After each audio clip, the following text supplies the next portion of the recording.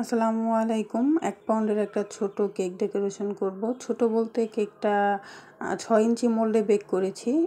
প্রায় বেশিরভাগ সময় হচ্ছে 7 ইঞ্চি মোল্ডে বেক করি।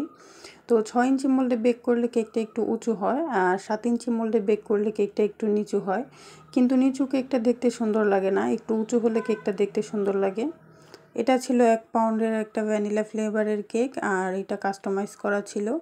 তো কেকটাকে আমি সুন্দর মতো ফিনিশিং করে নিয়েছি, আর তারপরে নিচে আমি বর্ডার দেওয়ার জন্য একটা ছোট নজেল নিয়েছি, আর উপরের ডিজাইনের জন্য আমি 1 এর একটা নজেল নিয়েছি। তারপর আমি নিচে যেটা দিয়ে বর্ডার করেছি সেম নজেল দিয়ে উপরে আরেকটা ডিজাইন করে নিচ্ছি। আর এখানে আমি 2টা কালারের মধ্যে করেছি, পিঙ্ক কালার একটা হালকা কালারের মধ্যে করেছি, একটা একটু গাঢ় কালারের মধ্যে করেছি। আর তারপর এখানে হচ্ছে আমি একটা হ্যাপি অ্যানিভার্সারি টপার বসিয়ে দিলাম, আর কিছু বাটারফ্লাই এবং যেটা লিখতে বলা হয়েছে চকলেট গানাশ দিয়ে।